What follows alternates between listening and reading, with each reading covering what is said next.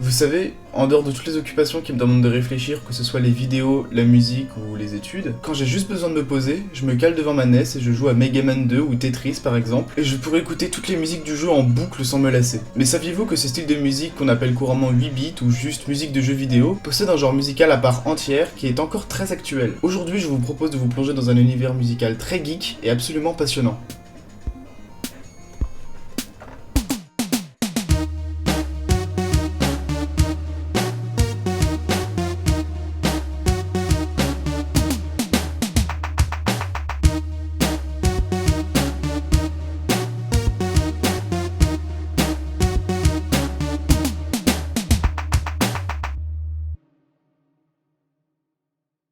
Les tout premiers sons générés par un ordinateur datent du début des années 50. C'est avec l'ordinateur Sirac que le premier programme sonore voit le jour.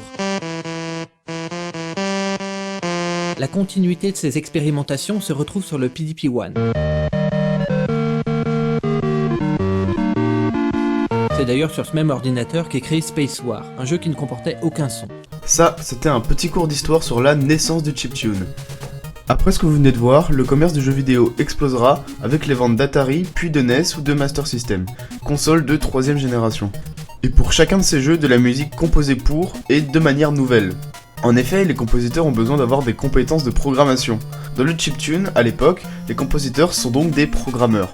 Durant toutes les années 80, d'innombrables musiques resteront à jamais dans la mémoire et le cœur des joueurs, non pas juste parce qu'elles sont associées à des bons jeux, mais parce qu'elles sont en elles-mêmes mémorables. C'est le premier âge d'or du chiptune. Dans les années 90, avec la 4ème génération de consoles, on passera aux 16 bits et les limites seront repoussées. Jusqu'au support CD, amené surtout avec la PlayStation qui enlève complètement le chiptune, puisque les musiques sont jouées à l'aide d'un simple format audio et sont composées de manière classique, adaptée aux jeux vidéo, comme pour le cinéma. Mais dans les années 2000, les joueurs qui étaient gosses dans les années 80 ont grandi, et ceux qui parmi eux avaient une âme de compositeur sont en âge de faire de la musique, avec toute la culture geek dont ils se sont imprégnés toute leur vie. Ils commencent par pure nostalgie à refaire du chiptune, et c'est d'ailleurs par là qu'apparaît le terme. Ils mélangent cela avec leurs propres influences musicales. Il est d'ailleurs intéressant de noter la différence entre les deux âges d'or du chiptune en comparant les influences de deux artistes assez représentatifs des mouvements. Voici pour commencer Koji Kondo, compositeur des musiques de Mario, Zelda, Star Fox, bref, les licences majeures de Nintendo. En gros, que vous connaissiez cette personne ou pas, cet homme a fait partie de votre culture, et c'est une légende. Je pense que ma musique a été influencée par les genres variés de musique que j'ai écoutés depuis que j'étais un enfant, comme la pop, la musique latine ou le jazz. J'aime le jazz et la musique latine, mais récemment j'ai également beaucoup écouté de musique classique. J'aime les concertos pour piano de Rachmaninoff. J'aime la musique avec une mélodie magnifique, ils ont une impression profonde et ils aident à donner de l'inspiration. Et voici maintenant 2080, artiste de chiptune français, ma foi fort sympathique, et très très bon aussi. Comment dire, oui, mes influences, ça va assez loin, quelque part entre Jean-Michel Jarre quand il a fait la bande son de Captain Blood, jusqu'à Aphex Twin, tout ça, donc ça balaye un spectre assez large en passant par les Chemical Brothers, beaucoup de musique électro des années 90, la glitch, la big beat, la techno en général, mais toujours énormément d'influence du côté des jeux vidéo et des bandes son de jeux vidéo. Les nouveaux artistes de chiptune mélangent donc le 8 bits à l'EDM avec un E et aux différents genres d'électro. Ce genre musical est également représentatif d'un autre mouvement en parallèle, le mouvement pour la culture libre, ou le mouvement Warez, ou World. C'est le mouvement qui lutte pour le partage actuellement illégal d'œuvres d'art comme la musique ou les jeux vidéo justement, via des plateformes que vous connaissez comme Pirate Bay. D'ailleurs, le chiptune est également appelé Keygen Music. Tapez sur YouTube Keygen Music et vous aurez plein de trucs, des mix. Et Keygen, qu'est-ce que c'est? Si vous ne connaissez pas, ce sont des logiciels illégaux qui permettent de débloquer l'activation d'un logiciel ou d'un jeu vidéo payant. Et si vous avez déjà craqué des trucs, vous savez que pendant que le logiciel de Keygen est actif, il y a souvent de la musique qui est jouée. Maintenant, il y a pas mal de drumstep et de techno également, mais dans la majorité des cas, et surtout au début des années 2000, c'était du chiptune, rappelant les vieux jeux vidéo. Maintenant, le nouvel âge d'or du chiptune se retrouve aussi dans le jeu vidéo en lui-même, puisque les développeurs de jeux semblent également s'être pris de nostalgie et font des jeux indépendants et rétro, comme VVVVVV, que j'aime beaucoup, Undertale ou encore Fez. Ces jeux ont évidemment des musiques de jeux rétro, donc du chiptune, mais plus actuelles et moins limitées, comme tous les jeux eux-mêmes. chip qui signifie au passage puce informatique en anglais, et tune qui veut dire à peu près mélodie. Vous avez donc l'idée résumée. Parce que maintenant, on va se pencher sur un aspect un peu technique. Une puce sonore permettant de modeler un signal électrique grâce à des oscillateurs, des filtres et des amplificateurs et j'en passe. Tout ça dans le but de transformer ce signal électrique en signal sonore. Tout ceci réparti en 5 canaux. Les 2 premiers canaux pour la mélodie,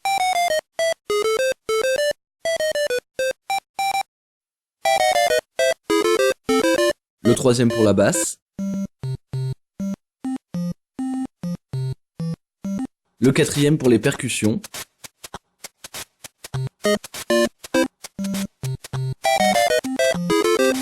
et le 5e plus rarement utilisé pour des sons de percussion préenregistrés. Voilà, ça c'était à l'époque. Maintenant, dans le nouvel âge d'or, il est beaucoup plus démocratique de faire du chiptune, et il est tout à fait possible d'en faire avec la majorité des logiciels de MAO, tels que FL Studio ou Cubase. Mais il existe aussi des logiciels spécialisés, dont le plus connu est FamiTracker qui d'ailleurs est gratuit. Mais si vous voulez être authentique dans votre son chiptune, les compositeurs s'accordent à dire que la meilleure manière, sans trop payer non plus, est de composer avec une Game Boy. Oui, une Game Boy, vous avez bien entendu. Procurez-vous une Game Boy et achetez la cartouche LSDJ, qui est un logiciel de composition sur Game Boy sur cartouche. Apprenez à vous en servir et à composer, et enfin achetez le matériel nécessaire pour enregistrer le son de votre Game Boy. Et voici un très bon exemple.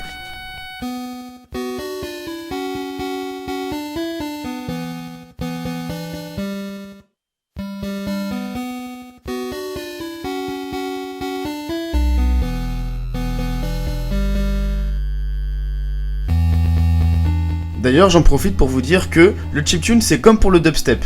S'il y a une musique qui existe qui est un minimum connue, il en existe un remix chiptune. Et c'est très facile de s'y perdre pendant des heures sur YouTube en passant de remix en remix. En ce qui concerne le 16 bits, il y a un équivalent. Connaissez-vous le jeu Mario Paint? Mario Paint est un jeu vidéo sur Super Nintendo, donc je le rappelle console 16 bits, qui permet comme son nom l'indique de faire des dessins. Mais pas seulement. En effet, Mario Paint a une partie composition qui vous permet de composer de la musique 16 bits directement chez vous sur votre Super Nintendo. Encore une fois, si vous tapez un nom de musique et Mario Paint après, vous risquez d'avoir des résultats sur YouTube. Je vous conseille de tester, c'est assez rigolo. Voici par exemple Skillet Monster, une musique assez connue en version Mario Paint.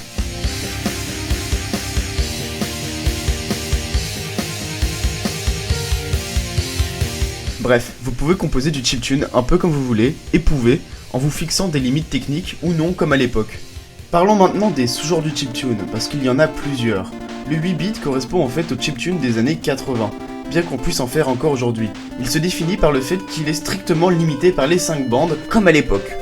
Les artistes les plus connus du genre sont donc Koji Kondo évidemment, mais on peut également citer Takashi Tateishi pour Mega Man 2, Harumi Fujita, compositrice pour Mega Man 3 et Ghosts and Goblins, et bien sûr, Nobuo Uematsu, un des compositeurs les plus connus ever, reconnu et repris, qui a fait tous les Final Fantasy, ce qui veut dire 8 bits, 16 bits et au-delà. Le 16 bits d'ailleurs, qui est à la limite du chiptune quand même, car ça sonne bien différemment, correspond à la musique techniquement limitée des consoles de 4ème génération, c'est-à-dire surtout la Super Nintendo et la Mega Drive. Kenji Yamamoto pour Metroid Prime et son style unique un peu étrange et dérangeant, qui a d'ailleurs fait Mike Tyson's Punch-Out en 8 bits, est un bon exemple. Yoko Shimomura, une compositrice pour Street Fighter 2 mais aussi Final Fight. David Wise, anglais cette fois, pour les Donkey Kong Country.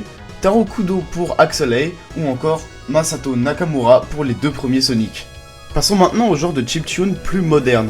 Il y a donc le chiptune actuel qui s'autorise des influences d'EDM avec un E et qui peut être composé un peu comme on veut, qui n'a pas de véritable nom mais qu'on appelle souvent tout simplement le chiptune moderne, dont le plus grand artiste est The Mood selon moi, dont je parlerai plus longuement un jour, ça c'est sûr, car il y a beaucoup à dire sur son album 2001-2003. Il a fait les musiques de Keigen les plus connues, à part lui il y a Null Sleep, 8-Bit Weapon, Anamanaguchi, Format, Sabre Pulse, Disaster Peace ou Trash 80 que j'affectionne beaucoup. Sérieux, écoutez ça, c'est absolument génial.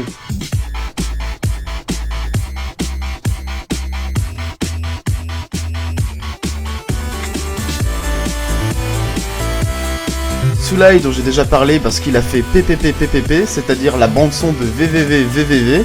Et il y a beaucoup à dire sur cette bande son, donc j'en parlerai également un jour. Et enfin, et après j'arrête avec cette longue liste, la compositrice Chipzel, qui fait ses lives avec une Game Boy. En dehors de ses albums, elle est également connue pour avoir fait la musique du jeu Super Hexagon. Et j'adore Chipzel. Hop là, petite pause hip-hop. Il existe plusieurs manières de différencier les genres ou styles de hip-hop. On les différencie souvent de manière lyricale. Ainsi, le gangsta rap, par exemple, se veut révolté et joue avec les symboles de puissance, mais il y a un genre musical qui correspond à ce genre lyrical, qui est donc aujourd'hui le trap. De même que ce qu'on appelle abusivement le rap conscient est souvent associé au hip-hop old school, tout comme l'ego trip d'ailleurs. Il y a aussi le cloud rap, donc en gros des paroles de défoncé, c'est associé plutôt à du trap atmosphérique, plus relaxant et moins violent que le gangsta rap musicalement et lyricalement donc. Alors pourquoi je vous parle de ça, c'est parce qu'il existe également un genre lyrical qui s'appelle le nerdcore, oui ça existe, qui est en gros le rap qui correspond lyricalement au geek. Ce sont des rappeurs qui parlent de trucs de geek, en gros. Et donc le genre musical qui correspond au nerdcore est souvent le chiptune. Et là c'est intéressant, des rappeurs qui rappent par-dessus du chiptune. Si vous voulez quelques exemples, il y a ce rap battle humoristique sur YouTube qui est très connu à 31 millions de vues. Sinon, en France, il y a les casseurs flotteurs, donc qui assument complètement leur côté geek si vous les connaissez, qui ont fait cette musique, Prends des pièces. Il y a aussi actuellement des genres fusion, comme le chipstep. Et oui, il s'agit bien de dubstep mélangé au chiptune. Il s'agit d'un tour de force de faire du dubstep avec des éléments de chiptune car il est difficile de créer une puissance en chiptune alors que le dubstep est un genre qui exige souvent cette puissance. Si vous voulez des bons exemples, mes artistes de référence du genre sont Kubi ou Wanshrank. C'est un genre qui est fait pour rester underground, mais notons quand même que cette vidéo de Xylent, artiste très connu du dubstep, a 5 millions de vues et rend hommage au jeu rétro musicalement et visuellement. Cela en fait donc la musique de chipstep la plus connue. Le beat pop quant à lui est un genre fusion qui mélange indie rock et chiptune. Les artistes les plus populaires sont probablement Crystal Castles, tout d'abord très connu pour la scène indépendante, mais aussi Pornophonic, groupe allemand d'indie rock fait de 2 membres, un qui joue de la guitare, qui chante et qui joue du Commodore 64, et le deuxième qui chante aussi et compose à la Game Boy. Enfin, on peut noter le groupe suédois Slagsmalsklubben, putain j'ai jamais réussi à bien prononcer ce groupe, qui représente bien le style et qui est en plus influencé de la scène électro. Et enfin, on va finir par une catégorie un peu extrême, c'est le chiptune expérimental, qui mélange de chiptune avec des genres musicaux extrêmes comme la noise music. Des bons exemples sont Environmental Sound Collapse, qui est plutôt pas mal mais attention c'est assez violent, et mon préféré reste Plain Flavored. Au final, le chiptune est assez unique car c'est un genre qui est né directement de l'imitation technique et qui sera repris plus tard par d'autres personnes talentueuses en un genre assez atypique de musique électronique, avec tout un univers particulier autour. À l'image de la culture geek, c'est quelque chose qui, autrefois marginalisé, est peu à peu reconnu. Certains artistes de non-chiptune s'y essayent même, tels que Deadmau5, Savant, enfin lui de toute façon il s'essaye à vraiment tout, Alistorm, le groupe de folk metal qui a mis une intro de chiptune dans une de ses musiques, ou encore Adrian Von Ziegler qui à la base fait de la musique classique et du folk et a remixé certaines de ses propres musiques en 8 bits. C'était un peu la note positive de la fin de la vidéo, parce qu'on arrive à la fin de la vidéo. Si vous voulez découvrir plus de chiptune, je peux vous envoyer vers ce lien Reddit, qui est une liste très bien, qui référencie les meilleurs IP et albums de chiptune depuis 2000, et c'est vraiment une très bonne source.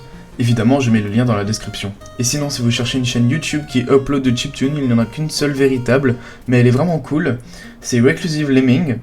Si vous voulez découvrir de chiptune, vous avez de quoi faire sur cette chaîne, largement. Encore une fois, je mets le lien dans la description. En tout cas, merci beaucoup d'avoir regardé cette vidéo. Abonnez-vous si vous en voulez d'autres. Vous pouvez également liker le Facebook qui est lui aussi dans la description. Donc on se retrouve pour une prochaine vidéo. Je vous dis gros bisous, à plus.